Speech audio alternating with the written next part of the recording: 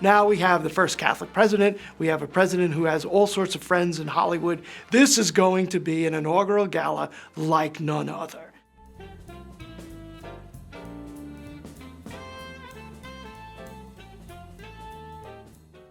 In 1960, thanks to Frank Sinatra and his friends, Hollywood and American politics kind of fused together. We hadn't seen the likes of Jack Kennedy, and look who he surrounded himself with. Frank Sinatra and Frank Sinatra's friends. And who's singing a campaign song for Jack Kennedy but Frank Sinatra? The friendship, of course, is at its height then, and then the problems ensue after that. The fact is that there's somebody else who has helped Jack Kennedy get elected, and that is the head of the Chicago outfit, Sam Giancana. Frank Sinatra and the people around him had been very instrumental in helping Jack Kennedy get elected president. Once you're in the White House, it's just everything changes. Your relationship with everyone changes. Bobby Kennedy and Jackie were not as big Frank Sinatra fans. Jacqueline Kennedy had very mixed feelings about Frank Sinatra. She understood, of course, that in the ways in which he could help her husband, but she also understood about the womanizing, and she was high culture and Frank Sinatra was not always high culture. John Kennedy appointed his brother, Robert, to be the Attorney General. And one of Robert Kennedy's first missions was to go after organized crime. You don't get something for nothing. And I think even though the mob didn't expect to have carte blanche and do whatever they wanted unopposed, I don't think they expected to have this tremendous microscope put on them and have them systematically dismantled. That was the goal.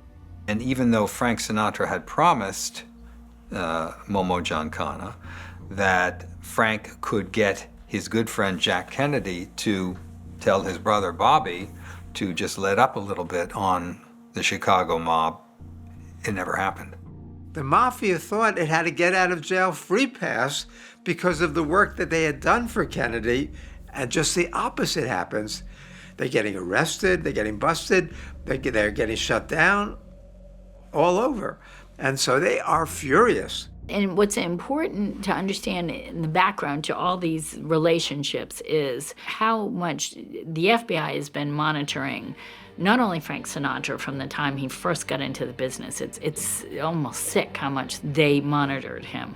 But they've been monitoring Jack Kennedy the same amount of time. J. Edgar Hoover started as a low-level G-man, eventually advocated for the creation of the FBI, and then when the FBI got created shortly after that, he became its director, and he stayed on as director for an unprecedented period of time.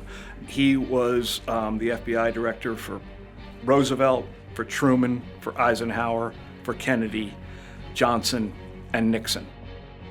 Hoover and the FBI are watching Sinatra closely, they're watching Jack Kennedy closely, and they also started paying attention to Sam Giancana.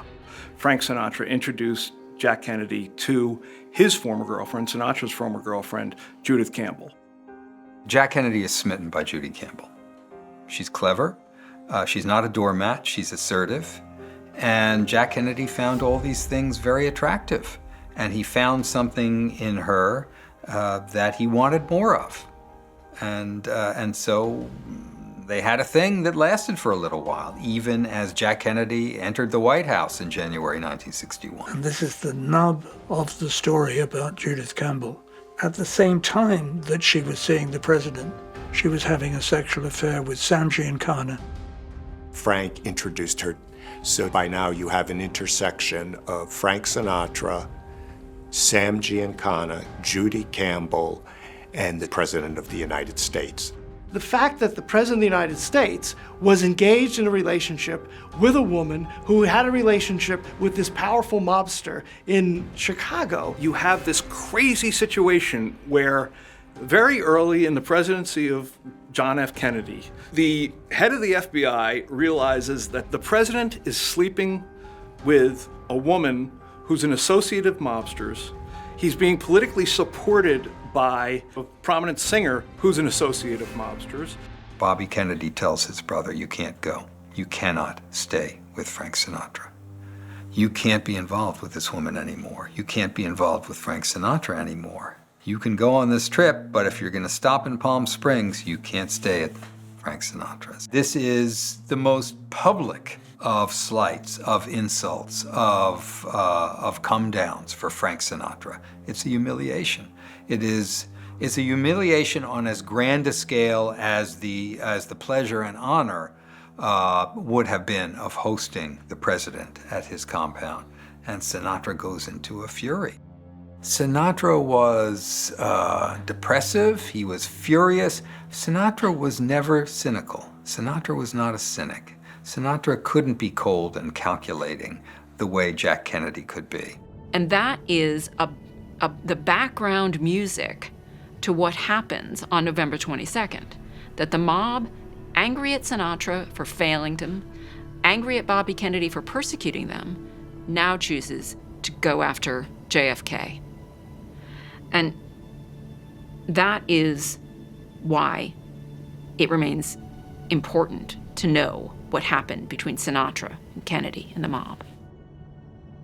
They turned down Elm Street through Dealey Plaza. As they pass underneath the Texas School Book Depository building, shots are fired. One of them hits Kennedy in the neck and back. It goes through him. It goes through to the front seat where the current governor of Texas, John Connally, is sitting. And then the fatal shot hits Kennedy in the back of the head.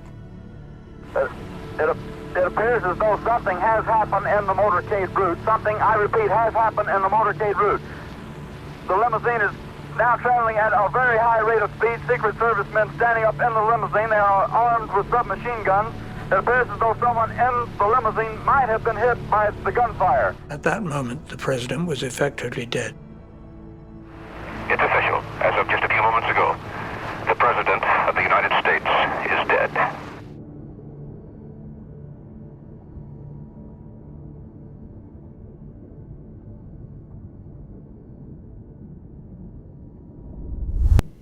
A new government inquiry, the House Select Committee on Assassinations, comes to the conclusion that, in fact, there probably was a conspiracy. There probably was more than one actor involved. And the most likely actor that their chief counsel pegs is organized crime. Giancana was killed in a way that the mob uses to ensure people's silence. He was shot with a ring of bullets around his mouth, which is a way of telling the world, we don't want you to talk.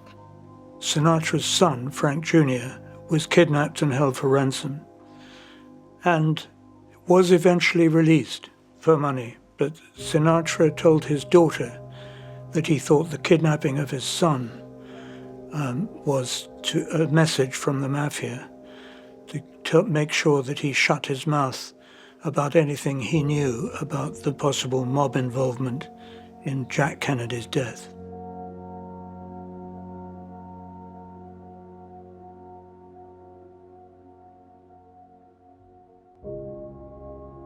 Bobby Kennedy, in turn, would be assassinated when he was running for president in 1968.